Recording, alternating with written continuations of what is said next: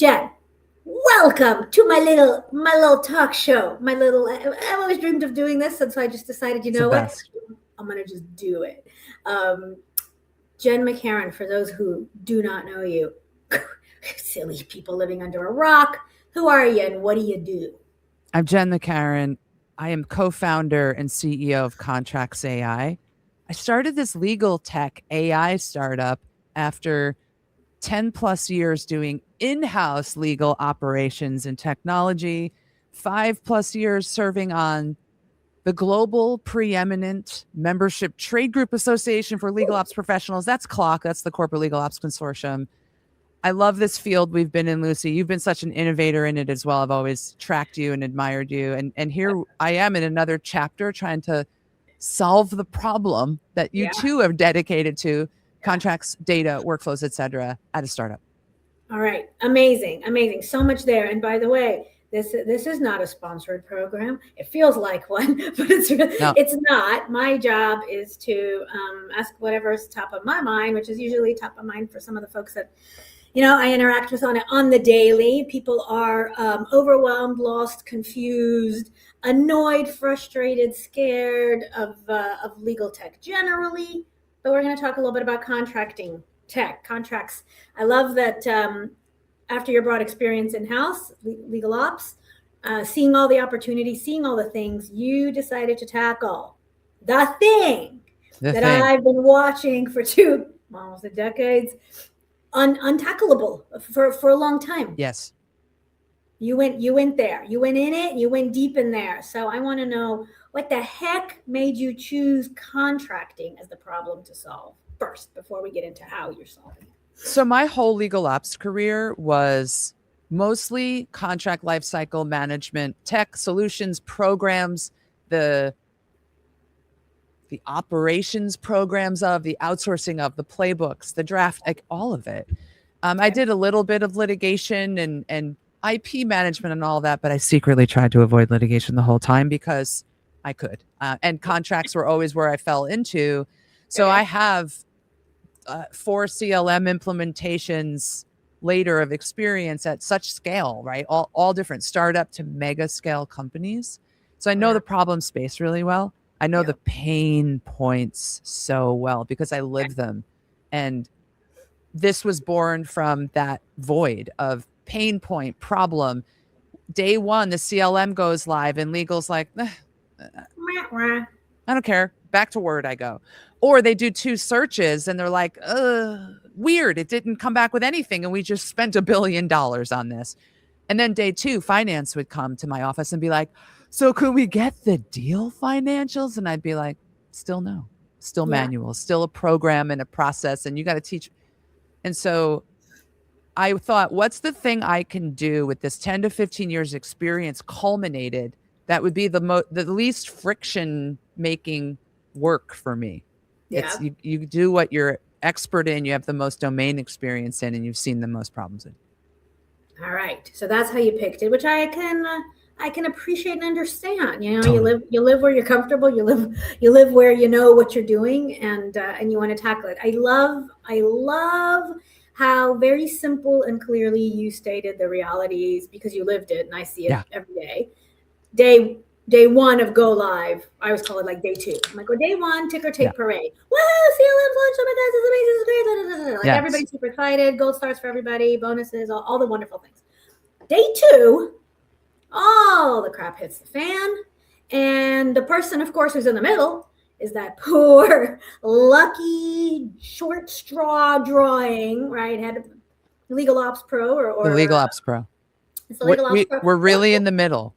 You're right in the middle, or it's the poor kind of, the commercial lawyer who happens to like tech, and it's like, great, can you fix my printer? Like you become that, that person. Yeah. But day 2, I love focusing on day 2 because we're always beating the drum. Be ready. You're not ready. You're not ready for day 1. You're not ready for going live, and afterwards the nurturing, the maintenance, the ongoing training. So you alluded to something that's super important. Why? I want to ask you, why do you think people have so low tolerance for tech? Like, we allow human mistakes. May not like it, but we're like, it's okay. I'll train you. It's okay. It's your first contract. We We train people. We try. We want them to succeed. Humans. Tech, one bad result. Oh, I hate that thing. I never want it anyway. I can't believe Jen made us do this. Use a stupid tool, and that's it. What is that? Is that What changing? it's part of the mystery and the psychology of change management. Yeah. There was an expectation on me at Netflix to deliver magic. And the way I would present and set the vision and strategy out in front of groups, the way I would earn the lawyer mind's respect, because you know this, lawyers don't care about anyone unless they're lawyers. You're starting a few rungs down. I didn't go to law school. Do you have a JD? Do you have no, Cisco tried to pay me to go. I was like, ugh. You're a biz ops pro. Okay, great. Yeah, a technologist really. And okay. So you earn some of their respect with this big promise of coming in and revolutionizing the workflow, how things move, the data of and the tech of. And lawyers are so literal. The legal mind, it should be literal. It's so literal that it wants it to come at a timeline that's like whiz bang Hollywood Shazam, and it doesn't. All of the work we do is part of this 3 or 5 or 10 year transformational effort that I will be the first leg of during my commitment of time of 5 years to Netflix, but then someone else will come in and continue that journey. But they wanted day 2 of the CLM. And CLM, its search results are only a function of how well that database can the answers back, and how well that legal ops team tagged it and structured it and redefined it for a year to 2. And those are very big functions that take a long time, and they take a lot of money. And so all of this anticipation, and they're like, this will save us. And then day 2, it doesn't. And they get mad, and they think it's sometimes the legal ops people don't know what they're doing or whatever the complaint is about the field or the profession that we are. But it's like, no, nobody knows what they're doing, including the CLMs. They sold us a vision, and we're all figuring it out. And it takes actual years from day 2 forward. Thank you. Takes years. The period ends. That's the thing. Nobody wants to hear it. Nobody wants to hear it. And it goes straight to actually another thing that we try to kind of educate about: a project versus a program. Contracting is a program. Contracting. Can we not talk about contracts tech, contract automation, contracting? It's an ongoing, continuous program. And the program's more important than the tech. And if you don't have a program, right. Thank you. Nobody really kind of thinks about that. They think we've got a contracting problems, and then we're going to get a CLM system, and that somehow those two are going to just that's it. That's the big misnomer. But now we're living through a thing. We're living through a cool little transformation. So let's you and I first align on CLM for the purposes of this conversation. CLM tech is the full automation of a workflow. It is the coming in of a contract. It is the creation of a contract. It is the routing back and forth. It is the approval. It is the signature. It is then the storage, retrieval, and management. It is the life cycle, right? Yeah, they really misnamed that. They should have sat with branding and marketing experts, because it's not the life cycle. And legal people and humans are literal. They're not delivering on aspects of the life cycle, and then they're crushing on aspects of the life cycle. Right. So when I say CLM, though, to me, I'm like, look, if we're going to call it CLM, then it should be the automation of the entire life cycle. And I think that is the end-to-end CLM mission, vision, pitch, right? Yes. Now, a couple of years ago, something happened in tech. I know, because my parents, my neighbor, my butcher, my kids are all talking about it. So what's CLM now? What should we call it? Is it CLM, tech, AI, contracting tech? What's the category now of what you're building? How would you bucket it? Well, contracts, we need better names. We're in the opening innings of this question, and what is all of this, both in system division of scope and name. But how I teach what we are at Contracts.ai is we're post-signature contract intelligence. Oh, you want something that's about drafting, the template management, the clause management, the word, fly it all in, use AI, route it, get approval, route it, version, store. I'm like, go somewhere else. I don't care. We don't care. Our scope is that. And I've always said this about CLMs before I did this startup is you guys need to focus on fewer things because you're not doing the true life cycle really well. Why is legal underwhelmed on go live day? And why is finance disappointed on day 2? They can't get something out. We promised jetpacks. And I think the jetpack was really given in intake, routing, generating, routing, versioning, routing, clauses, templates, routing, out for SIG approval, thud, hits the repository and it reverberates and not much else happens from there. Yeah. And I don't fault CLMs for doing all that stuff really well pre-SIG and that being a bit of a thud. I just think they haven't gotten to it yet. And with generative AI hitting the scene, we're all coming in and focusing on tiny aspects of the life cycle and going, why don't we lift this up? Why don't we give this to you? And we're not a CLM because we're not going to do all that pre-SIG. And I tell all my CLM founder friends, those are important features, especially if they built all the workflows, the trains are running. Let's integrate, let's potentiate, let's 100%. Extend your value. You can't do it all. You can't do it all well. You just can't. And that's why the frustration is there. It's not because the tech is bad. It's the tech may not be strong where people were hoping it would be strong and suddenly there's disappointment. But I will say, you're talking about post-SIG, right? Yeah. You're referring to CLM as pre-SIG. The thing is the repository is actually the thing everybody wants first. Bang. Because what's problem 0? They can't find their stuff. They can't find their stuff. Search is the problem. Yes. And they're all getting sexy, the buttons, the AI, and I'm going, can you find the contract you signed a month ago? The one that's the thing that you can't remember the name of the person with the, that's the world most in-house teams still live in today. Where's just the post-SIG stuff you're talking about, the pre-SIG workflow, but boom, that thud, that file cabinet in the sky. Yeah. Who do we look to solve that? Contracts.ai for sure. And platforms like us.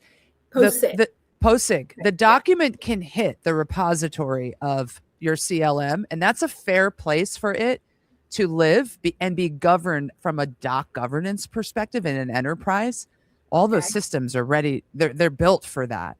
And what we say is leave the doc there. We're going to get the data out. We're going to data warehouse over the top of it, build a new granularity and depth and a new bridge. And then once a company like us helps turn those words into data, now you can send it into the enterprise in an automated way, not in it takes 18 months to build the integration. The integration failed. Sally from AP still has to manually through the integration delivers a file, but someone's still working in this window while reading the contract in that. Come on. Right. Those aren't integrations. Those are just helper connections. I'm talking like the data, the financials come out of the contract and into data form in a database in Contracts.ai. Now that triggers the invoice management reconciliation process and flags to AP. Something didn't reconcile all within a minute. Yeah. A minute. Yeah. So because you're talking about business enablement. That's all I'm hearing. What I'm hearing is this is a business enablement focus that you have, which again is an interesting angle and differentiator as opposed to just because the word contracts in it means it's a legal task. CLMs promise business enablement, accelerated cash, ROI, but they're legal enablement. All the pre-SIG stuff is really important legal work, but when you draw it on a graph, they're vertically filling in legal feature sets. Business enablement's taking that into the enterprise horizontally. Right. Well, I'll take it a step further. I mean, really, even the pre-SIG CLM functionalities, the negotiation phase is the only thing legal really should be playing in. Yes. So the whole concept of this being a legal tool is a little frustrating and unfair, frankly, to the legal teams who as usual are stepping into a void because nobody at the company wants to put on the big pants and make these ugly decisions and run contracting programs across an enterprise. Right. And then the tech just becomes this catalyst for surfacing that problem. So I love a narrow focus. I love a clean, good focus of what the tech is there to solve. I'm going to ask you this question. This is definitely because I have a tech future. This could be a mind-blowing question. Are contracts going to move into the place where I feel like my photos on my phone have moved? I don't need to remember where I stored them anymore. Yes, I absolutely. feel liberated. Yes. I don't need to worry about the name of the file or the folder. All that's over. Lucy's first grade That, photo with the backpack. Yeah. Like, file naming conventions, it's gone. And metadata tagging manually, it's all over with generative AI. This is what I tell customers on the calls. And legal ops' jaws drop because we've spent years tagging, doing that stuff. And it was important for the systems then, but generative AI, I say to people, connect Contracts AI to your SharePoint, your G Drive, your Box, and your CLM. It doesn't matter where they are anymore. This, if and only if you get everything into the CLM, then it'll give you an insight. That's over. Yeah. So another public service announcement, because of what you just said, to make that all real, people got to stop putting stuff on their C drive. Not okay. It hasn't been okay since COVID time, and we all said like the true Microsoft person you are. She's dropping C drives, you guys. I know. If Lucy got a drunk tattoo, which you never would, it would be Clippy. Of the C drive. Clippy all oh the my way. God, Clippy. Sorry, I know that TMI, but yeah, next trip to Mexico, it might be a tequila and Clippy and me, and then we shall never talk about it again. When someday when you come on the podcast, I won't start. I'm just going to be like, how did you survive at Microsoft that long? What is it like in there, and how many acronyms did you say? I know. I love my job unnaturally. That is a whole other. I loved my job unnaturally until I didn't, and then I'll be happy to explain why I didn't on another podcast one day. Yes. Okay, that totally took me back to a bazillion years ago, but I'm going to stop. Here's the thing. Back to what we were saying. Lawyers. It is mind-blowing, and I don't think that people are going to be ready yet for this. And this is always the issue with tech, legal tech, or trying to sell to legal. This isn't legal tech, I know, but we're talking to our legal community. The reality is it is a really big leap. It was a big leap to move to the cloud, right? When I say don't save on your C drive, I mean, don't do save as on your hard laptop thing, because these amazing tools cannot help you. I mean, you still you can allow them into your, hard drive, but that's a step too far. But here's the other step too far. This concept of disaggregating data inside of a contract so that it is not a four corners, right? We go to law school. Those of us go to law school, right? Four corners. That's the four corners rule. It's the words inside the four corners. Everything about contracting is on the cusp of really kind of completely exploding. But you know who are the stoppers of that explosion? It's the lawyers. Yeah. I mean, the lawyers, I'm afraid, and I get it. I know why, but that's a big change. So let's say the tech's amazing. It does it. It does the things, right? It's doing the deconstructed burrito bowl, and it's no longer a burrito, and it's now a bowl. Everything's a bowl. Like, talk about word salad. Like, that is literally what we're moving into with contracts. What the heck does that do to how we actually negotiate and do our jobs? I mean, we're routing word track changes, documents back and forth, or PDFs if we really want to irritate the other side. Like, what do we? The four corners are going to remain as the instrument to get it done for now. More and more, all of these systems will try to get the two parties talking via a system and just show data points. But for right now, the four corners are there. So an earlier version of our platform, like a few months ago, my CTO, how we had it built is no document in the platform. It pulls from the source via integration with like an Ironclad, gets all the data out, structures the data. Okay. And my CTO is like, we don't need the document in here. We're not a document platform. We're a data platform. And then one customer demo and one pilot in, our friend at our friend Sheena says to us, where's the document? Legal needs to see the source of the language. And I'm like, right. So we built in a viewer where if you click source on the indemnity clause, a window opens and that PDF loads as the structural house of how all the language is laid out. It loads it from the other system. It's an overlaid kind of UI. It's cool. And they can do their thing. They can. Okay. And I actually respect still that even in isolation, clauses sometimes aren't helpful, that they have to validate the meaning of that clause, seeing it in the context of some other things around it in that section in the document, because there could be a reference going on. And so I think the document remains, but I think to your point, we're here now where we're exploding the document. We're blowing up the structure into data to send into the enterprise. Do lawyers need that as data? They do when they search, because the search of the CLMs doesn't deliver the executed precedent like they've wanted it. They want to say, hey, show me all the times I gave something Right. to Warner over 5 years. And Yeah.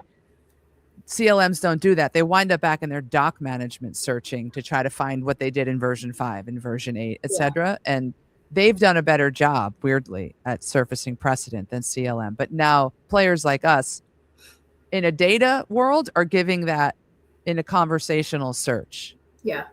But I don't know if they don't need to leave the document for the most part. They're document drafting people. That's their construct.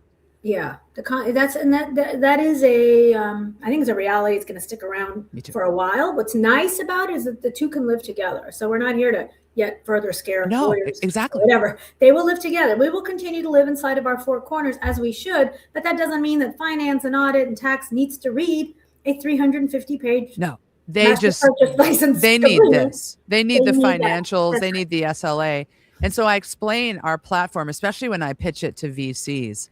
I say CLMs and the world up until today has been a document-based world. Right. It's a legal document with words. Right. Contracts.ai turns that into business data intelligence that goes into the enterprise. Sure, it gives legal and drafter folks great insights on their own precedent. And we have a playbook feature. You can hit a button and it'll create the playbook from all your precedent, or you swap in your clauses. Cool. That's a whole other, we got to talk about playbook. We do. Because I need your advice. I need to show you this offline because it's crazy. Playbook. All right. We are struggling to find an amazing playbook creator that is, I mean, they're all good. The fact that they do what they do is already amazing. Boom, mind blown. Yes, I love it. But for an attorney to go, thank you for creating my playbook. I am now completely confident that this playbook is accurately reflecting all of the things I worry about when I negotiate a contract. Is still, there's still a disconnect. Yeah, it's okay as long as people are mindful and educated. We've got some questions and stuff coming in. I see. The thing about everybody, sorry, LinkedIn is not really an actual live platform where you can chat and interact. What good or bad, I don't know, somebody I'm sure will yell at me or correct me on that, but they really come in as comments and we can comment in the thing that we're using, so that but I want to call out some of these questions. So one question, and I have to just ask, I think Dean, sometimes I see your name, sometimes I don't. This I see is Dean asked, what about, so there's a couple of questions. What about privilege? And then the New York cases and API transmissions and losing privilege. And it's a good question, but when I hear what about, and again, sorry, Dean, this isn't I can't interact with you, so please, respond back in the comments if I'm missing the point. When I hear something, I start about what about, it immediately starts feeling to me like it's coming a little bit from a resistor angle. Okay, Dean, I don't know you. It's nice to meet you. I want to try to understand, is this something that we're worrying about responding to? Again, waiving privilege by using AI takes me back to the questions about waiving privilege when email came out. I think it took 2+ years for the ABA to come out with an opinion that using email, and that third-party solution that the email was, the technical solution was not a waiver of privilege. I think moving into the cloud, we had similar questions. And I guess I just want to make sure I'm understanding, is that the question? Is it about privilege?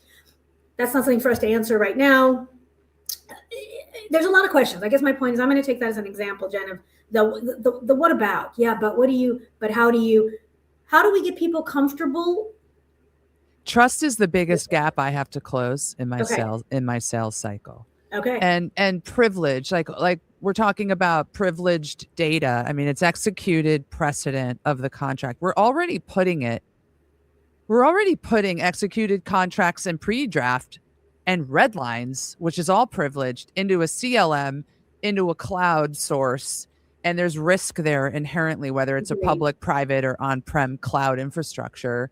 And companies are bought into putting that all in. So, but this is particularly like, well, what about the LLM piece? Well, we're not, and I don't think any enterprise AI SaaS solution is letting LLMs train on its data. Or if they are, they have to disclose it.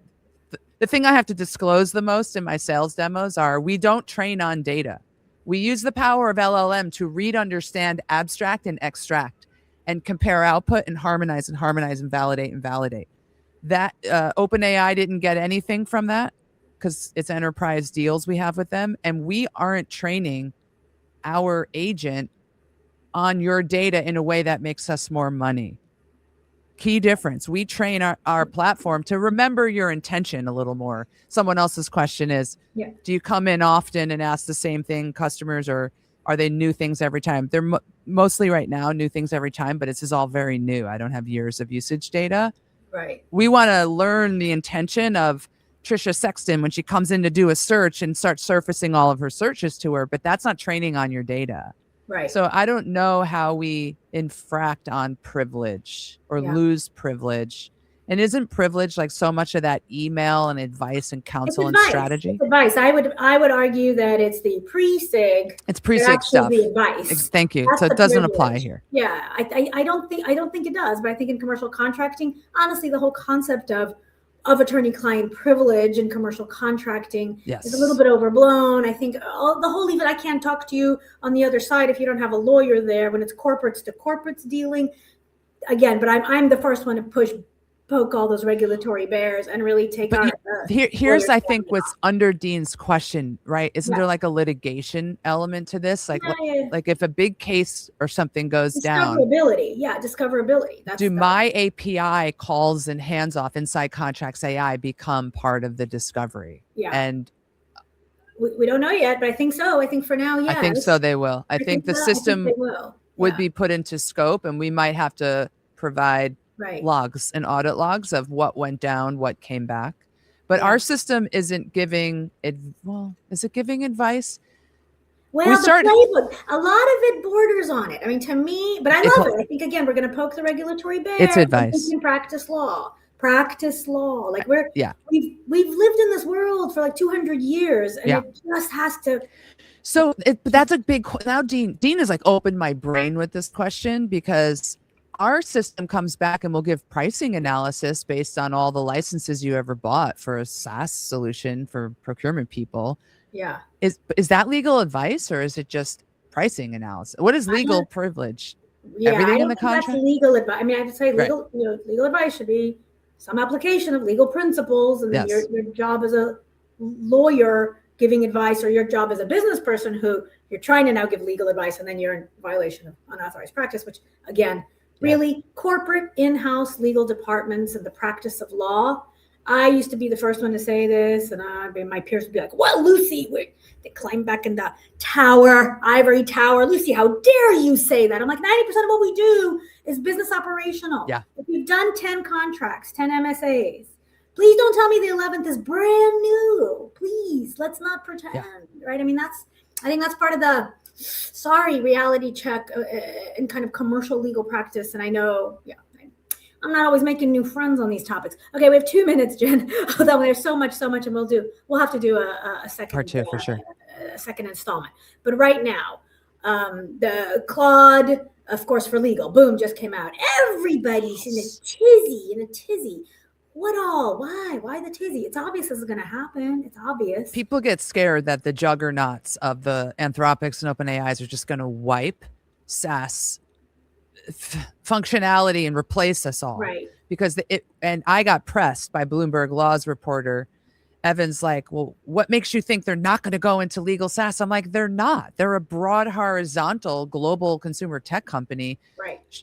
But those features they made, we're going to all figure out how to use them in our SaaS products. For sure. To enhance our products. But for them to pivot and go to market in legal, that's very hard. It's a simplistic super narrow. thought. I agree. Yeah. I would like to remind everybody, though, that the rest of the world who lives outside of legal is thrilled to have these. Yes. I mean, Rocket Lawyer first started, Zoom, law, whatever, Legal Zoom, all those that started that were scrutinized 15 plus years ago. Well, guess who the users are? The business. The business is sick of having to go to legal. Yeah. If these generalist AI companies are going to do a good job with some of the legal on one document.